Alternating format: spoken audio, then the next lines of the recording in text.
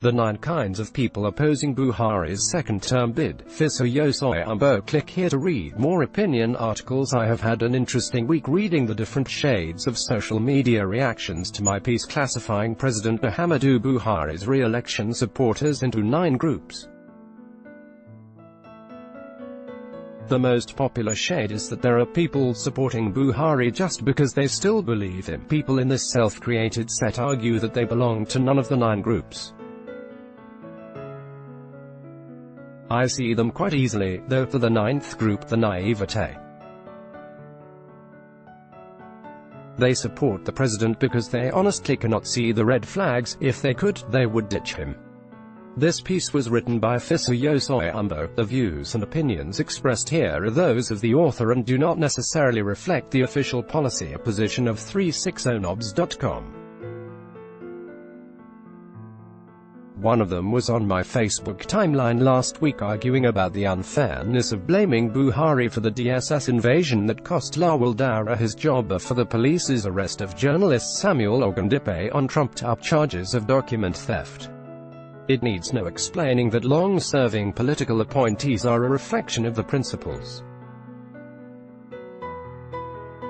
If IGP Ibrahim Idris neither lost his job nor received strong reprimand for flouting the presidential order to relocate to Banu, and Daura received a pat on the back after previous acts of high-handedness by the DSS, the president must accept liability for their actions. In any case, in the early Buhari days, we were told body language was working magic. When, for example, we experienced rain-induced steady electricity supply in 2015, we were told it was because a new sheriff was in town. The sheriff, just because he is no longer new, cannot escape liability for the inadequacies of his government 3 years on.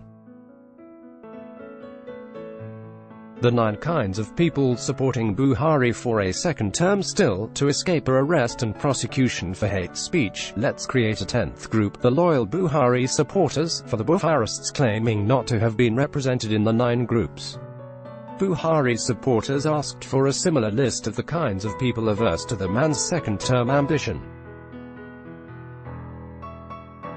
Let's shoot straight away. The eminently corrupt elements, ECE. Let's not have any argument about this. There are corrupt elements all over the country's political space, and they'd give anything to terminate Buhari's Aso Rock stay in 2019. Many, not all, of them belong to or are sympathetic to the opposition People's Democratic Party, PDP. It would have been so easy to round these people up and scapegoat them, but many of the greedy cousins are also in Buhari's All Progressives Congress (APC), strutting the corridors of power without fear of apprehension. Worse still, since 2015, a few ECEs have been running to the APC for cover, and are surprisingly being welcomed with open arms. The PDP loyalists TPL, these are the die-hard PDP apologists. Even if Buhari constructs an underground rail system in Lagos to at once ease the city's notorious traffic congestion, they will never support his re-election quest.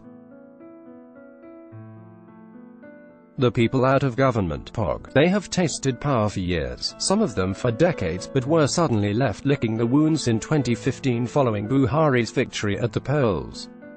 People in this class have no solid life out of government. They have been miserable since 2015 and can't wait for another taste of power. The anyone but Jonathan's ABJ in 2015, they didn't exactly fancy Buhari, but the good-luck Jonathan government was extremely inept and utterly corrupt. It failed to inspire hope. In truth, it was important to boot Jonathan out of office. But this group thought anyone but Jonathan could do it. On the first they were right, but on the second they weren't. These days, they can't even stand Buhari. Some of them have learned from experience. They want Buhari out in 2019 but are circumspect about whom to vote for this time. The anyone but Buhari's AB, these are the go and get your PVCs lot. They are about to repeat the mistake of the ABJs. They haven't been impressed with Buhari's first term and they want him out at all costs regardless of whoever takes over from him. The lesser evil apostles. In another world, these people wouldn't have voted for Buhari in 2015. But they knew only Buhari and Jonathan were capable of winning the election, and although they ordinarily would have had neither, they knew they had to pick one of the two, whomever they considered the lesser evil. Can anyone blame them? Even when the revered London-headquartered magazine-format newspaper, The Economist, endorsed Buhari 7 weeks before the 2015 election, it did with a heavy heat. After noting that there are no good options, it picked Buhari as the least awful. In its conclusion, it said, a former dictator is a better choice than a failed president.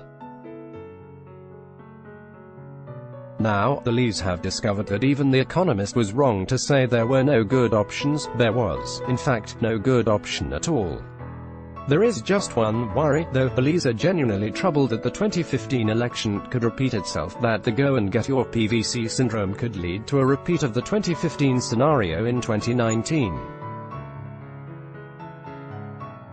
The anti-Buhari converts ABCs. These people are currently anti-Buhari, but this had never been the case. Some had followed him for years, others for decades.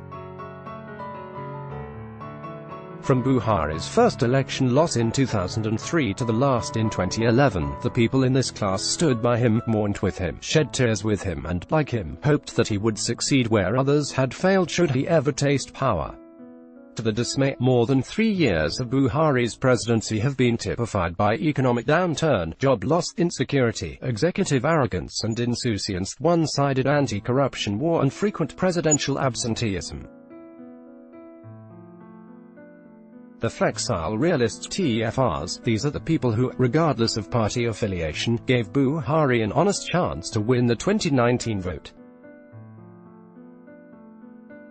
They are people who can see beyond the facade of the historic transition and political nurturing being created by Bola Tinubu's admittedly impressive speechwriter, with a grand impression of national prosperity being propagated by the president's social media army. They understand that you cannot extrajudicially jail Sambo Dasuki yet harbor Babachir Lawal in your cabinet for so many months while claiming to be fighting corruption. They know that you can't profess to run a government of integrity yet retain a minister who has thus far failed to defend allegations of forgery for which lawmakers have reportedly blackmailed her into releasing state funds.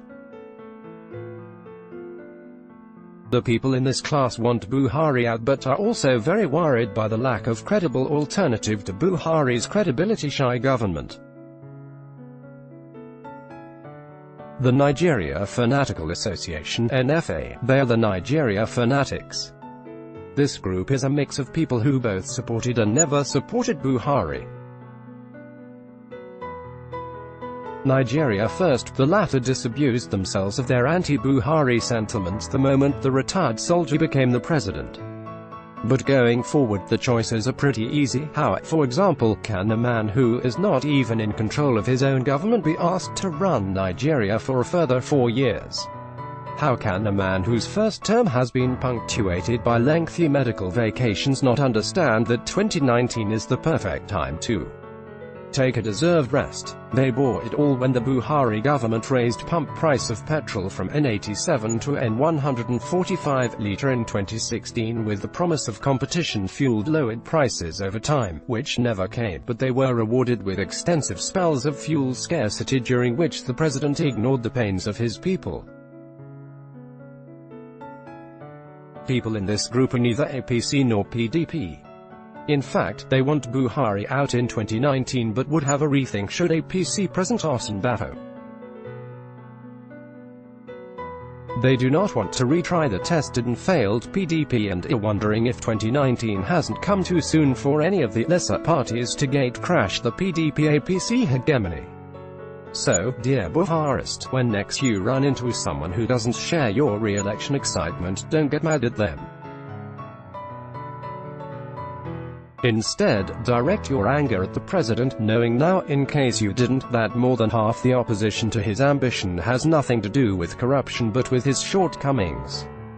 Like the previous piece, this list is not exhaustive. Buhari's opponents who see no place for themselves here can create a 10th or 11th or 12th group.